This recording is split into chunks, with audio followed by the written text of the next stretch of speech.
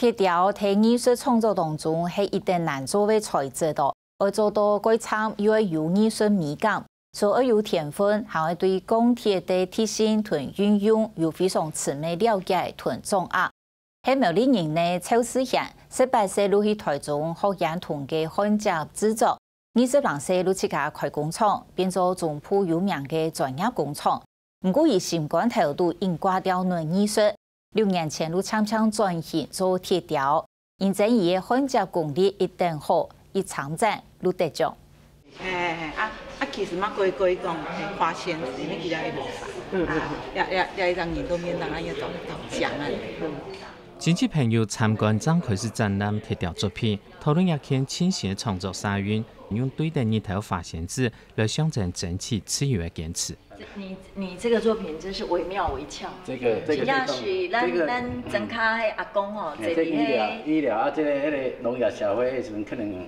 生活較物資可能會比較匱乏，但是。邱思賢用鐵雕技術表現出天然樣嘅，一展從喺雲林島南青松窯文化藝文體區，喺國立婦美科技大學來經營，對一般民眾民學來，而潛出視覺表現針對本土藝術工作者，將參出頭嘅鐵雕藝術家邱思賢當客戶策展條件。大概是在2個月前，我們跟趙先生有了一個機緣的接觸。那麼在他的對談當中，我們發現他的藝術的創作方式，鐵雕的藝術方式非常的適合這個我們生活美學館的一個定位，所以我們就邀請他來這個地方進行展覽。鐵雕藝術在台灣係較無人可以做嘅創作領域，主要原因係材料較難控制，學者了對你成熟邱思賢。對硬冰冰材料控制到按好，再個用佢對土地嘅感情，同佢濃濕度好和基的養分，做出按溫暖藝術品。鐵雕在製作上是有它的難度的。那趙先生他大概有20多年的這個從事跟這個鐵雕有關的。這個排煙管的一個焊接工作，所以在技術上，我相信它是有很扎實的一個技法。但是創作上，其實源自於他能夠從生活出發，從在地出發，用他非常細膩的心去觀察出很多的細節。跟我的工作性質有一點關係，因為我的工作是在人家說的水平線下，我每天都要可能要仰望，所以我會刻意把他的腳和手我會把它拉長。就像我想要跟一般人一樣平行，我可能每天在地底下底層的工作的人，所以我想說故意把他的身長拉長。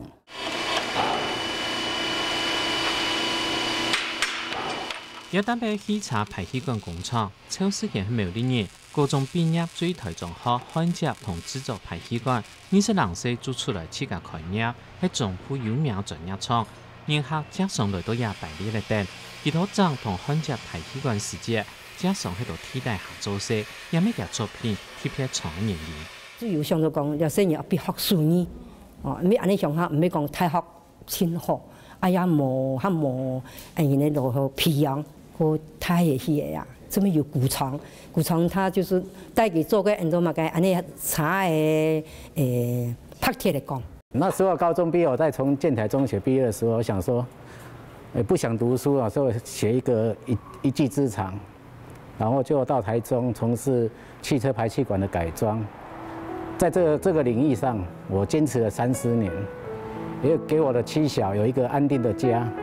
30年後，我再創作這些雕塑品，我是為我自己而活，也為了讓這些廢鐵能夠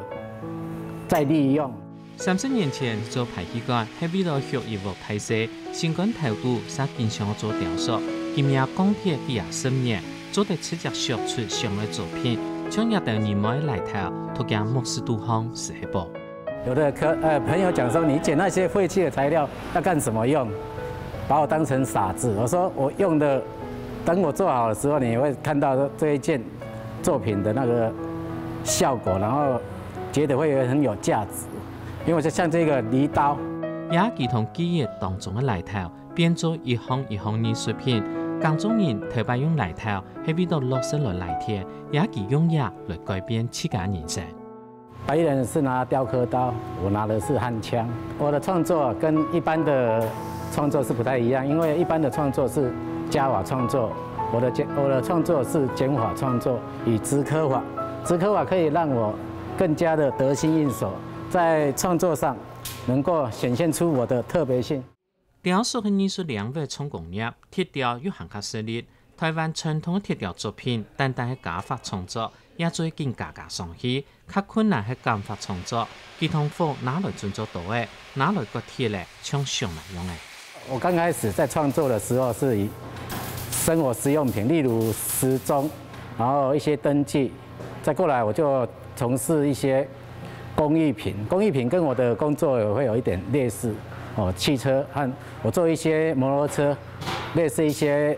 重型機車哈雷。對6年前開始做專業鐵雕創作，也始終係佢做頭一項作品。2015年，佢用一等站到工藝品哈雷機車造型參加比賽，選入新北市美展。2016年開始辦幾年嘅巡迴展覽。一般我就下去求講求咩，我做樣東西本事看咧，我講哎呦不錯咧，我講只有我頭腦。運動講安尼落來，想了的咩好加減嘛。一般的這個如果要鐵雕的話這是很困難的，因為是我工作的關係，讓我每天都要接觸火，所以我對火是很能夠駕輕就熟。每天我拿火當作仙女棒一樣，點出幸福的時光。